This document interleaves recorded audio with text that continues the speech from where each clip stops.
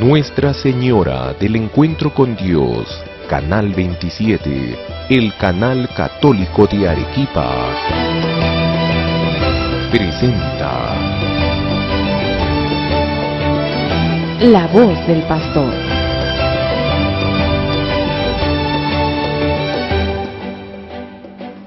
Queridos hermanos y hermanas, nuevamente juntos en La Voz del Pastor. Continuamos con nuestro estudio, nuestra contemplación y nuestra reflexión sobre los contenidos de nuestra fe, los contenidos de la doctrina católica que están condensados, digamos así, en este libro que se llama el Catecismo de la Iglesia Católica y que, como muchas veces les he dicho, espero que ya todos lo tengan a la mano. Como recordarán, hace unas semanas comenzamos a revisar los artículos del símbolo de la fe, es decir, lo que llamamos el credo, ese credo que recitamos, en que en realidad profesamos cada domingo cuando participamos en la Santa Misa y también en algunos otros momentos del año.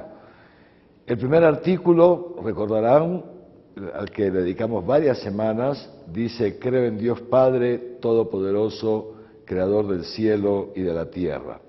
De ahí pasamos al segundo artículo: creo en Jesucristo, su único Hijo, nuestro Señor. Y a él le dedicamos las últimas semanas.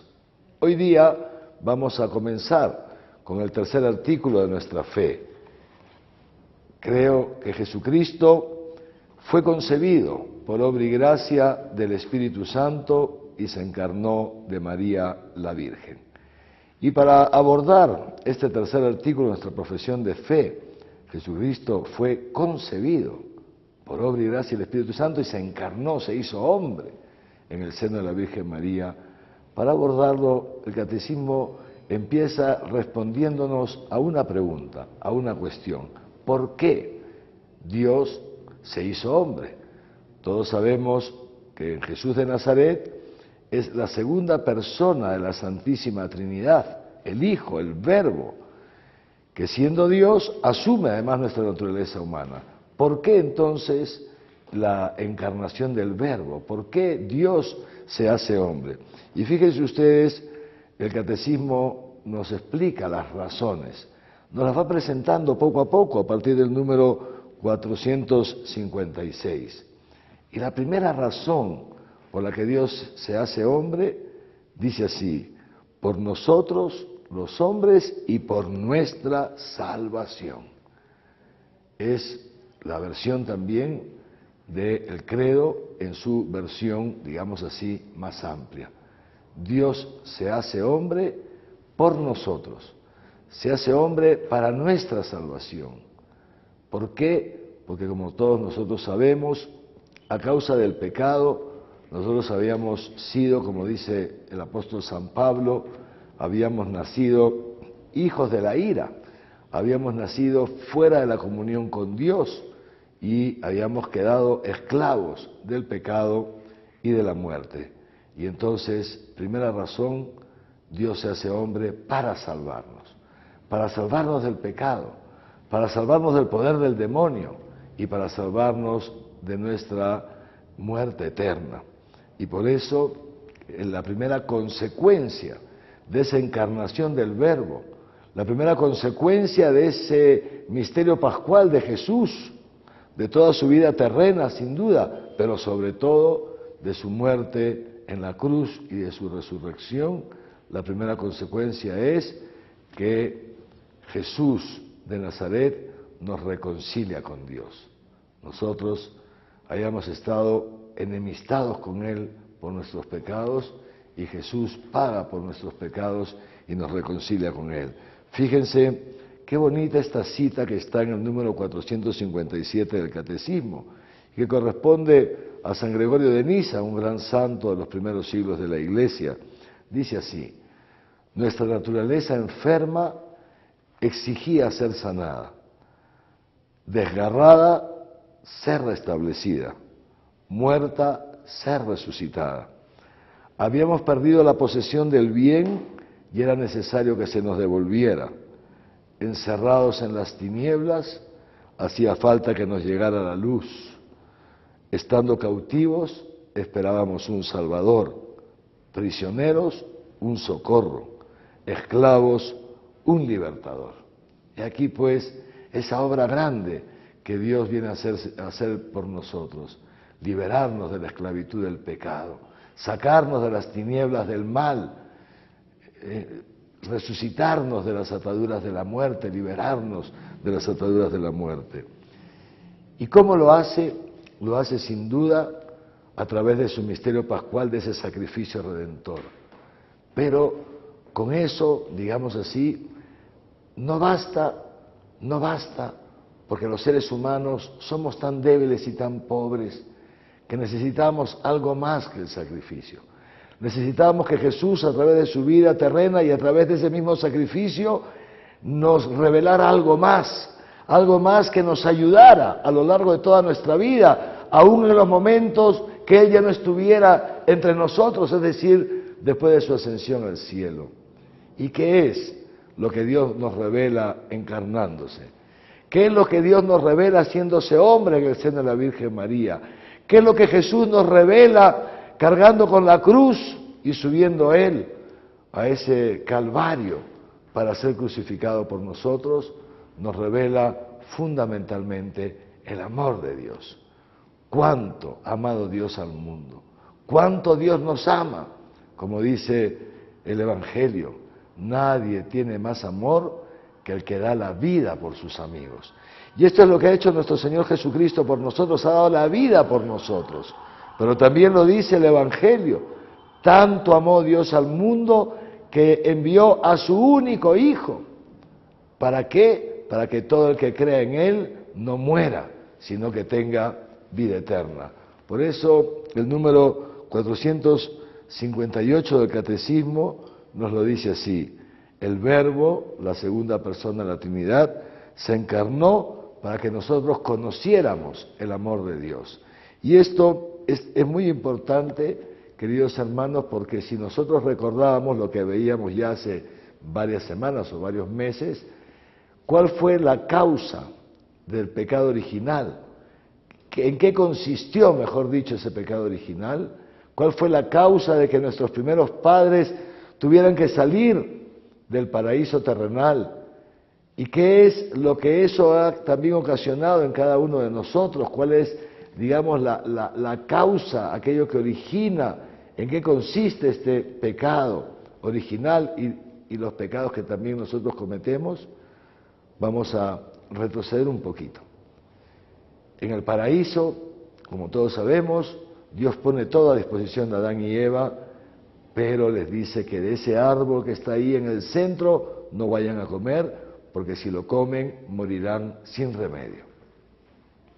Poco después aparece la serpiente, el llamado diablo o Satanás, seductor del mundo entero, mentiroso y padre de la mentira, y aparece con esa primera mentira, la mentira primordial. Y le dice a Eva: ¿cómo es posible que Dios no te permita comer de ningún árbol del jardín? Eva, por supuesto, le dice: eso no es así. Dios me permite comer de todos los árboles, menos de este que está en el centro, porque si como de este voy a morir. Dios me ama, Dios no quiere que muera, Dios no quiere que yo me destruya y por eso me cuida y me ha dicho que, como un buen padre a sus hijos, me ha dicho que no comamos de este árbol. Y la serpiente suelta ahí esa primera mentira: no es verdad que si comes de este árbol morirás sin remedio. No es verdad. Lo que pasa es que si comes de este árbol serás como Dios, serás como Dios. Y ahí entonces viene, esta es la tentación, y ahora viene el pecado. Eva tiene dos posibilidades: o creer que Dios la ama y que la cuida y que la protege y que por eso le ha dicho que no coma del árbol porque ese árbol está envenenado, o, segunda posibilidad, Dios es un mentiroso y quien me dice la verdad es la serpiente. La verdad es que Dios no me ama y que por eso no quiere que yo sea como Él, es un egoísta. Eva se encuentra en esta disyuntiva. Interesante. Dios me ama y me cuida, o Dios no me ama, es un mentiroso y no quiere que yo sea como Él y me quiere tener esclavizada. Y aquí entonces la opción que hace Eva. Fíjense ustedes, Eva, en lugar de creer en el amor de Dios, duda y le cree a la serpiente, duda de ese amor de Dios y por eso estira la mano para coger ese fruto prohibido. Pues bien, ahora entendemos lo que dice el catecismo. Si el primer pecado del hombre, y de hecho lo que está en la raíz de todo pecado, es dudar del amor que Dios nos tiene, fíjense ustedes qué bueno es Dios, qué misericordioso es Dios, qué humilde es Dios, que no nos ha abandonado a nuestra duda. Fíjense ustedes, no se ha sentido, digamos así, ofendido por nosotros y nos ha despreciado. Bueno, si no quieres creer en mi amor, fastídiate, organízate tú como tú quieras. Dios no ha obrado así. Dios nos ama tanto que sabiendo Él que creemos tantas veces el engaño de la serpiente cuando las cosas no salen como nosotros queremos, y tantas veces la serpiente nos dice Dios no te ama, no es verdad que Dios sea bueno, y tantas veces nosotros le creemos y por eso cometemos pecados, hacemos las cosas contrarias a aquellas que Dios nos dice. Entonces, para ayudarnos a nuestra fe, para ayudarnos a creer en ese amor, Dios no retiene ávidamente su dignidad y se queda en el cielo, sino que se hace hombre. Es muy bonito el capítulo 2 de la carta a los Filipenses, les recomiendo que lo lean. Dios se hace hombre y, haciéndose hombre, asume el último lugar en la sociedad, toma la condición de esclavo, obedeciendo hasta la muerte, y muere como un delincuente, aquel que nunca cometió pecado, carga con nuestros pecados y pasa por pecador. ¿Para qué? Para que tú y yo, querido hermano y hermana, contemplando a Cristo crucificado, contemplando al Santo de los Santos colgado en la cruz como un delincuente, podamos creer que Dios nos ama. ¿Cuánto me ama Dios? ¿Cuánto te ama Dios? Que no te quiere dejar en tus pecados, que no nos quiere dejar en nuestros pecados. ¿Cuánto nos ama Dios? Que dice, mira cuánto te amo, que yo me entrego a la muerte por ti, que yo pago con mi sangre, con mi vida, pago por tus pecados, que yo, que no he cometido ningún pecado, voy a descender al infierno, en lugar tuyo, para que tú puedas luego irte al cielo. He aquí, entonces, queridos hermanos y hermanas, esta, digamos, finalidad de la encarnación del Verbo. Ponernos de manifiesto, demostrarnos cuánto amor Dios nos tiene. De modo que cada vez que nos sintamos tentados por el demonio, cuando nos acecha una enfermedad, o a lo mejor nos toca pasar por una humillación, o el dinero no nos alcanza para fin de mes, o en fin, estamos pasando por algún sufrimiento y el demonio nos quiera decir, Dios no te ama, podamos elevar nuestros ojos, contemplar el crucifijo, y así podemos decirnos a nosotros mismos, ¿cómo no me va a amar Dios si ha sido tan bueno de dar su vida por mí, si ha sido tan bueno de derramar su sangre para el perdón de mis pecados? Pero no solamente eso, el número 460 nos da otra razón más, es decir, otro de los fines por los cuales Jesús se ha hecho hombre. Y lo dice textualmente así, el Verbo se encarnó para hacernos partícipes de la naturaleza divina. Es decir, queridos hermanos y hermanas, fíjense, no solamente Dios ha querido hacerse hombre para perdonar nuestros pecados, no solamente Dios ha querido hacerse hombre para poner de manifiesto, darnos una prueba contundente de su amor, sino que además también ha querido hacerse hombre, ha querido tomar nuestra naturaleza humana para hacernos a nosotros partícipes de su naturaleza divina. Él ha querido compartir nuestra debilidad humana para enriquecernos con su naturaleza divina. Y esta es la finalidad última de la encarnación del Verbo, que tú y yo, querida hermana, querido hermano, que cada uno de nosotros y que todos nosotros, llegar a la plenitud de los tiempos, el final de los tiempos, mejor dicho, llegar al final de los tiempos, podamos, cuando nos toque partir de este mundo, participar plenamente en esa naturaleza divina. Pero esa participación comienza ya en este mundo. A través del sacramento del bautismo, nosotros hemos recibido ya esa semilla de vida divina. Y está en nosotros, a través de la escucha de la palabra de Dios, a través de la oración, a través de los sacramentos, hacer posible que esa vida divina, que esa naturaleza divina vaya creciendo en nosotros hasta que alcance su plenitud cuando nos toque pasar de este mundo al Padre.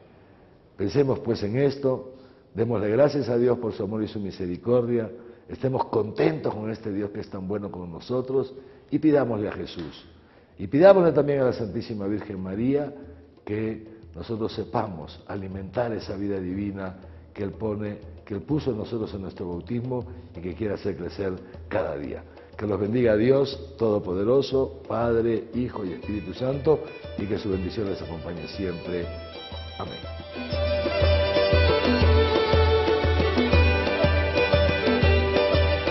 Nuestra Señora del Encuentro con Dios, Canal 27. El Canal Católico de Arequipa presentó La voz del pastor.